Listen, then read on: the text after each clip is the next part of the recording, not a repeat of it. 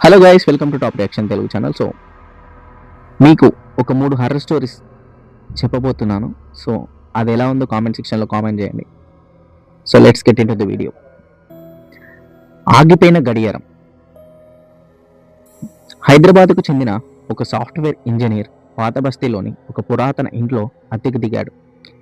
ఆ ఇంట్లో ఒక పాత గోడ గడియారం ఉండేది. అది ఎప్పుడు రాత్రి 1:15 గంటలకి ఆగిపోయేది. అతని ఎన్నిసార్లు కొత్త బ్యాటరీ వేసినా సరిగ్గా అదే సమయానికి గడియారం ఆగిపోయేది. ఒకరోజు రాత్రి అతనికి ఎవరో తన గదిలో నడుస్తున్నట్లు శబ్దం వినిపించింది. కళ్ళు తెరిచి చూస్తే ఆ గడియారం 1:15 దగ్గర ఆగి ఉంది. కానీ గదిలో కుర్చీ తానంత తానుగా ఊగుతుంది. తరువాత ఆ ఇంటి యజమానిని అడిగితే సరిగ్గా 10 ఏళ్ల క్రితం అదే గదిలో ఒక వ్యక్తి రాత్రి 1:15 గుండెపోటుతో చనిపోయాడని తెలిసింది. నెంబర్ 2, నిర్మానుషమైన రహదారి. చిత్తూరు నుండి తిరుపతికి వెళ్లే రహదారిలో ఒక లారీ డ్రైవర్ అనుభవించిన నిజ జీవిత సంఘటన ఇది.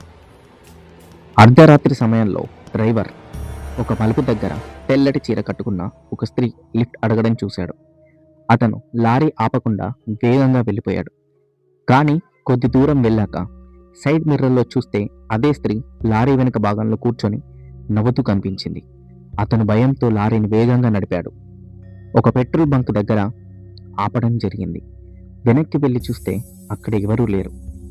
కానీ ఆ లారీ బాడీ మీద మట్టితో కూడిన చేతి ముద్రలు ఉన్నాయి. నెంబర్ 3, ఖాళీ అపార్ట్మెంట్. వైజాగ్ సముద్ర తీరానికి దగ్గరగా ఉన్న ఒక కొత్త అపార్ట్మెంట్లో ఒక కుటుంబం ఎదుర్కొన్న వింత అనుభవం.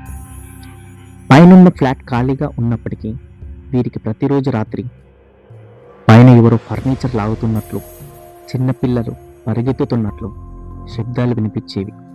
ఒకరోజు వారు సెక్యూరిటీ గార్డ్ని తీసుకొని పైన అంతస్తుకు వెళ్ళి చూశారు. గది లోపల మొత్తం దుమ్ము పట్టి ఉంది.